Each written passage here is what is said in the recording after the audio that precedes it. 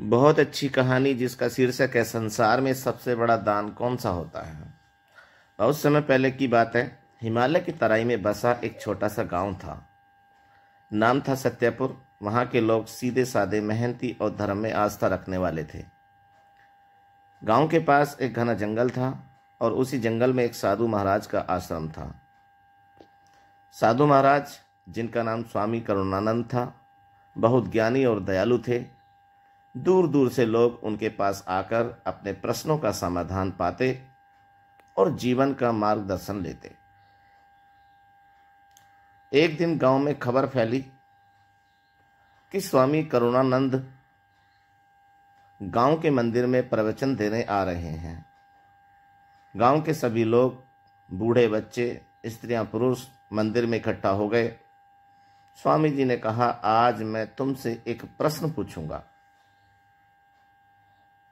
संसार में सबसे बड़ा दान कौन सा होता है? जो इसका उत्तर देगा उसे मैं विशेष आशीर्वाद दूंगा। लोगों ने हाथ उठाने शुरू किए। किसी ने कहा सोने का दान, किसी ने कहा भोजन का दान, तो किसी ने कहा विद्या दान। स्वामी जी मुस्कुराए और बोले, तुम सबके उत्तर अच्छे हैं, लेकिन पूर्ण सत्य नहीं है।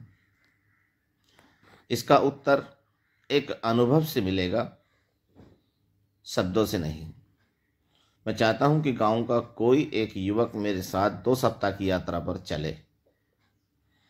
रास्ते में ही उत्तर मिलेगा। गांव के एक साहसी और संवेदनशील और बुद्धिमान युवक अर्जुन ने हाथ उठाया। स्वामी जी, मैं आपके साथ चलूंगा। अर्जुन ने अपने माता पिता से आज्ञा ली और स्वामी करुणानंद के साथ यात्रा पर निकल पड़ा। पहले दिन उन्होंने एक गरीब बस्ती में रात्रि विश्राम किया। स्वामी जी ने अर्जुन से कहा, आज रात भोजन नहीं मिलेगा, क्या तुम ठीक रहोगे? अर्जुन ने मुस्कुराकर कहा, हाँ स्वामी जी, आप जैसा आदेश दें।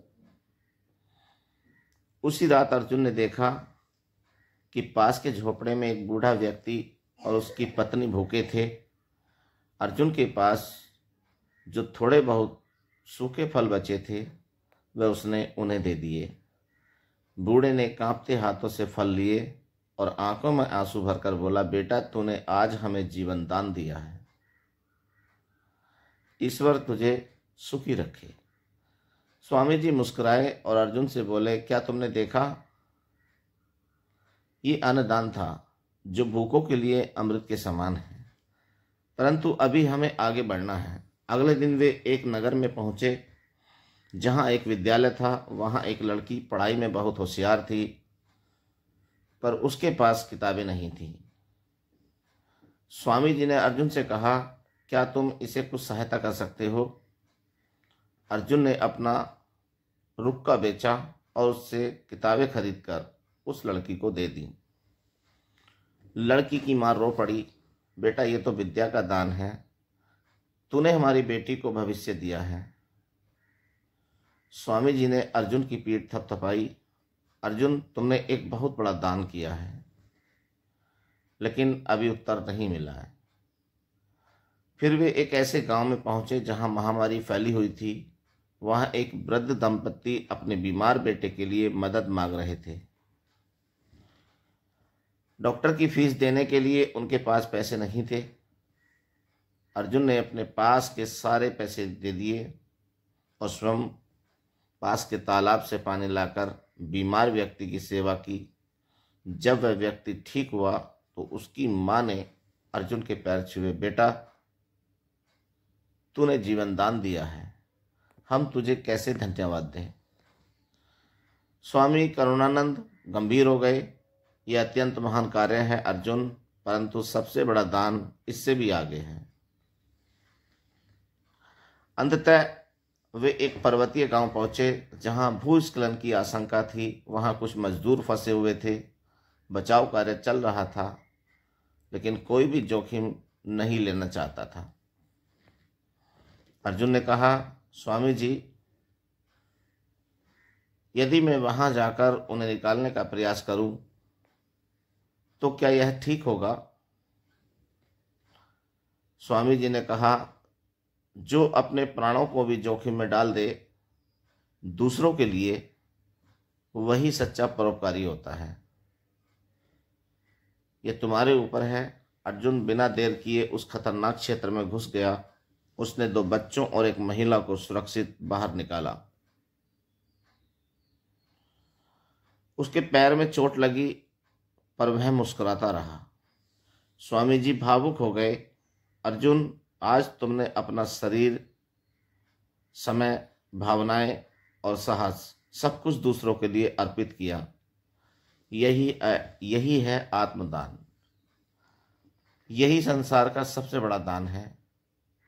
अर्जुन ने स्वामी जी से पूछा, स्वामी जी, क्या आत्मदान ही सबसे बड़ा दान है?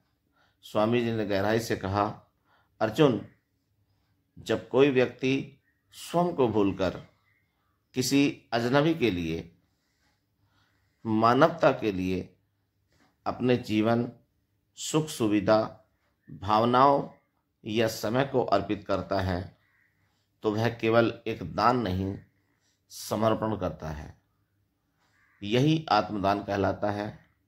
स्वर्ण, अन्न, जल, वस्त्र, विद्या, यहाँ तक कि जीवन दान भी सीमित है, पर आत्मदान असीम है। यह मन, आत्मा और हृदय से होता है, और यह कोई धन से नहीं, केवल प्रेम, करुणा और साहस से संभव होता है। अर्जुन की आंखों से आंसू बह निकले। स्वामी जी, आपने मुझे जीवन का सबसे बड़ा सत्य सिखाया है। 2 सप्ताह बाद अर्जुन और स्वामी जी सत्यापुर लौटे। गांव वाले उनका स्वागत करने आए। अर्जुन के चेहरे पर तेज था। स्वामी जी ने मंदिर में सबको बुलाकर कहा, सत्यापुर वासियों, अर्जुन ने वो उत्तर खोज लिया है जो हम सब जीवन भर नहीं खोज पाते। वह उत्तर है आत्मदान। उन्होंने अर्जुन से कहा कि अब वह गांव के बच्चों को पढ़ाएं, वृद्धों की सेवा करें और ज़रूरतमंदों के लिए एक सेवा केंद्र खोलें। अर्जुन ने उसी दिन काम शुरू किया। गांव में एक नई चेतना आई। लोग अब दान को केवल धन या अन्न तक सीमित नहीं मानते थे। वे समय, श्रम और करुणा भी बांटने। वर्षों बाद जब स्वामी करुणानंद ने अपने शरीर त्यागा, तो गांव के हर व्यक्ति की आंखें नम थीं। अर्जुन अब गांव का मार्गदर्शक बन चुका था।